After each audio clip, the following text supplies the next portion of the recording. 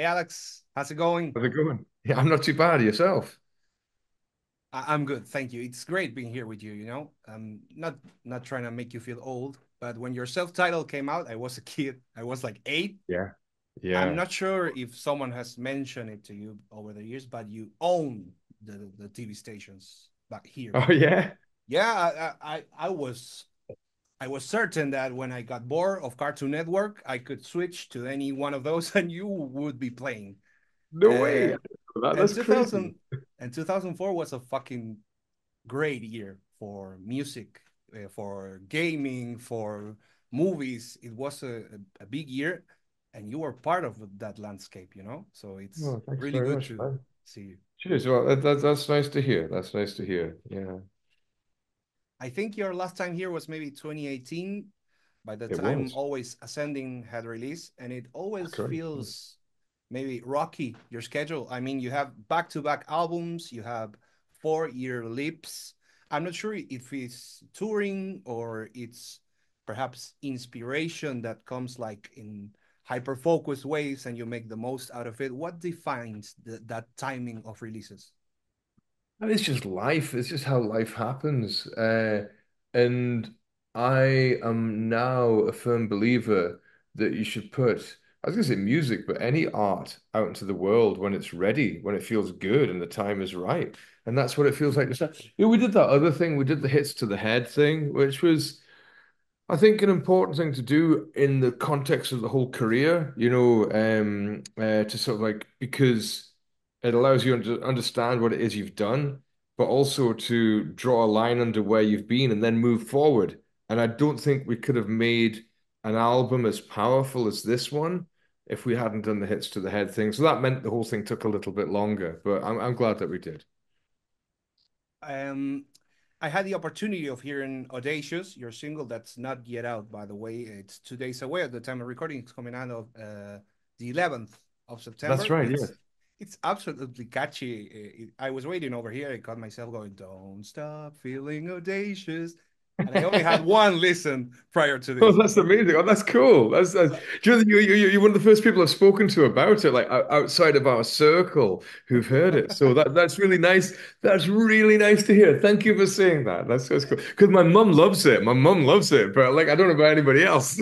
Uh, Listen, on that topic, that's great that you mentioned it because um, I I sense a McCartney vibe on that chorus. You know, absolutely McCartney like early solo era, and I know your middle name is Paul from That's Paul true. McCartney, so That's I'm like, she's your mother after all, you know, but when you were named after Paul McCartney and it's a chorus like so Beatle-esque, Beatle adjacent, it's yeah. there's no doubt that she loves Yeah, it, you I know. mean, I do. It's funny because the song is definitely of two contrasting parts. Like I'd say the verses are much kind of musically spikier and lyrically introverted. Then you have these grand choruses that are kind of like much more extrovert and definitely going into Wings. Also, I'd say 70s Bowie, that sort of territory as well. Like Yeah, like yeah. it's all like that. Oh, it's also, but also like when I wrote it, it's like it's the most stupid chord progression you can do. It's just like staying on the white notes and descending with your left hand as you do it, which Well, is that's something the that, funnily beauty enough, of making a yeah. great hit, you know, that it's four fucking notes and it Yeah, sounds aye, it's amazing. just, but it's fun. It's just like I remember just doing it, kind of go, oh, that's funny, like that's kind of cool. But it's Mhm. also how I think a lot of, well, not so much the poem, actually, the John Lennon songs. There's a lot of John Lennon songs that are like that. When you actually go to play them, you kind of think like, oh, he was just mucking about on the piano when he wrote this, and I love that because that's my favorite way to write a song. It's just Yeah. having a bit of fun, like not overthinking it, just like playing it and enjoying it and just seeing what happens and what comes out. Because it was a very unconsidered song. Like when it first, like the first part that came out, it just kind of like just came out in a wanna, like very easy. And I Mhm. think often the catchiest songs are like that. I know another song about like say Walk Away, for example, that was very much like that ka-ching, just kind of comes out like that. And they're nice those moments when you have them. I feel like there's a bridge, a connection perhaps with the simplicity of great songs, great pop songs, great rock songs, and Uh-huh. how you build from something, perhaps a little idea, and it, it Yeah, comes in layers. You have this and that, and then and you have this huge chorus, for example, and yeah, you started like fooling around on the piano, and yeah. I I tend to I catch myself going like making a bridge between that and punk rock. Uh-huh. When it all started, it was like dudes playing four notes, Yes. and Yeah, yeah. that didn't stop it from sounding huge and massive, Yes. and Yeah, yeah, yeah. it was really refreshing when your self-title came out, and that little me found like perhaps a new version of something that I couldn't have heard before because I was not even born. So I found myself going back and listening to classic records and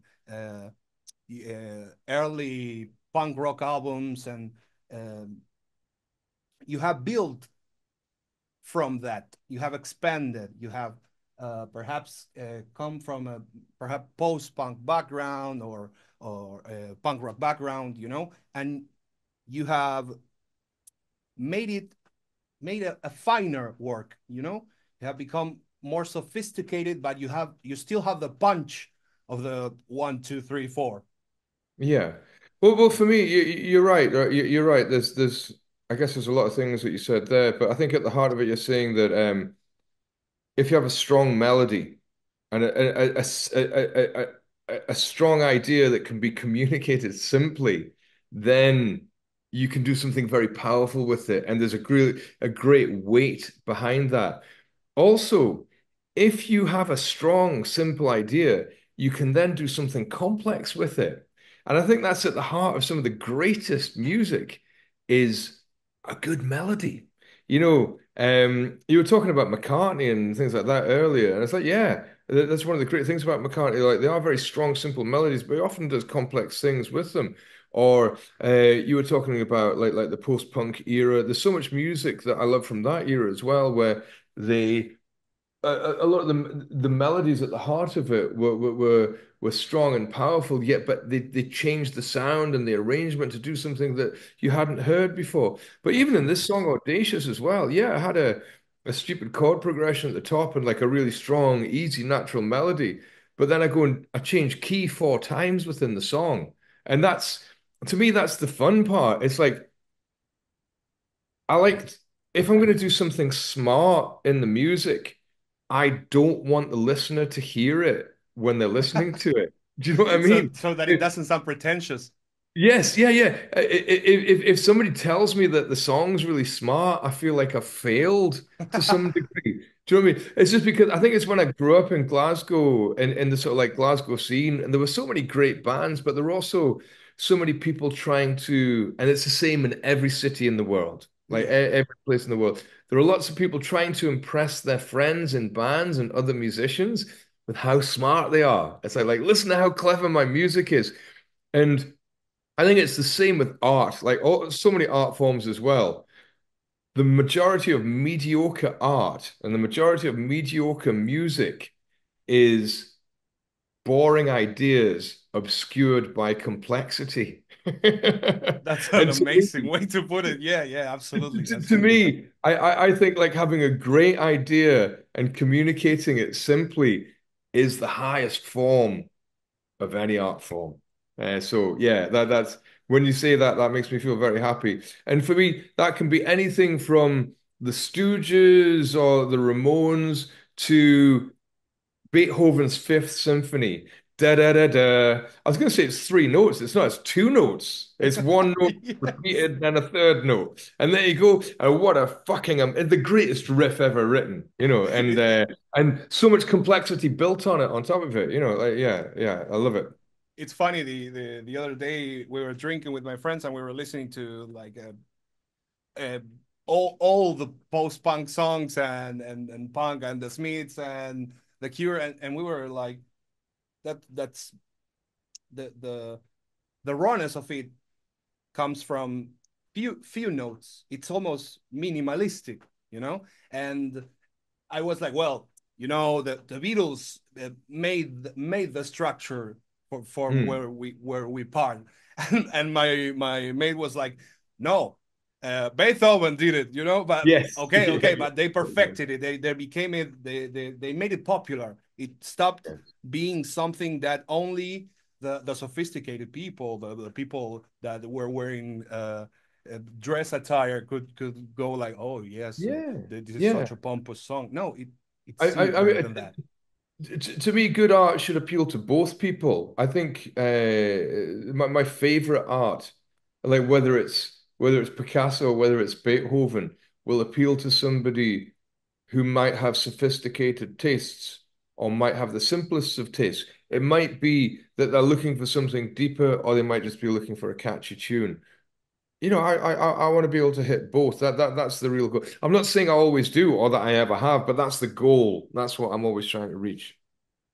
You're perhaps a little more than 2 months away from playing again here in Argentina, Yes. the 11th of November. So it's like exactly 2 months apart from the release of your new single that we were talking before, Audacious. So Uh-huh. when is the album coming out? Am I allowed to say just yet?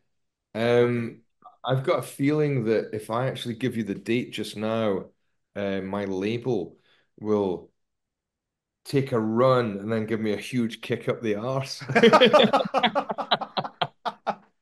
All I can say is it shall follow. It shall follow.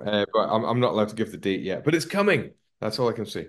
You'll Yeah. certainly know by the time we play in Buenos Aires when it's coming out. And there'll be Oh, other songs you can hear then. And also we've been rehearsing. Like the last week, I've been rehearsing with the rest of the band, and we have 7 songs that are new songs that are ready to put into the set. And okay, here, can I ask you a question now? So here we go. fire up. We were debating how many songs to put in the set. Like, say you do a set which is 17 songs long. Yeah. Would you do 7 new songs, or would you do like 3 of those new songs?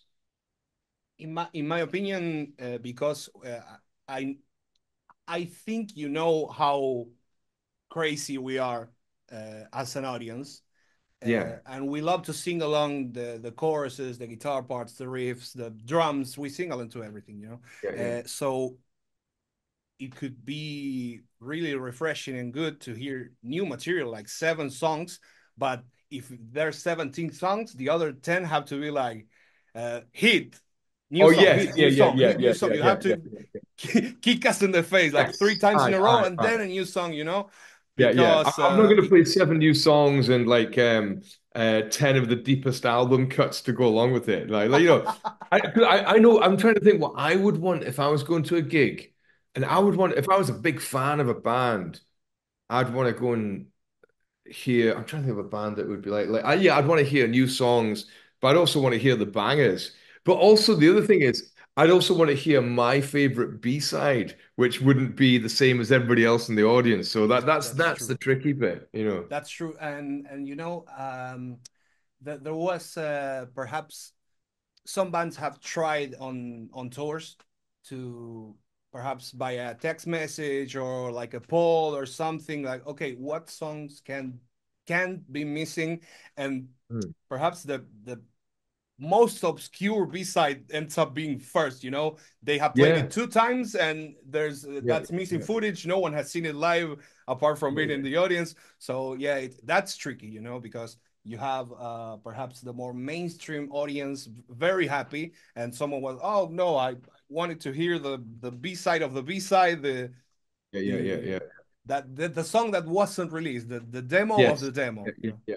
Well, put it this way, I think we'll probably play Know You Girls and Walk Away and Take Me Out and shit like that. Of course, I know if I was a fan of Franz Ferdinand and we didn't play those songs, I'd be pretty fucked off. So yeah, of course we're gonna play those songs. Absolutely. Well, Alex, it's been a pleasure to speak with you, and I look forward to see you 2 months from now. Thanks a lot. Likewise, I will see you in Buenos Aires. And I've got to say, that fills me with a lot of joy being able to say that because, yeah, it's been how many years is that? 6 years. 6 years 6 years. since we were last year, last there. So, yeah, I can't wait. I can't wait. I'm really, really, really looking forward.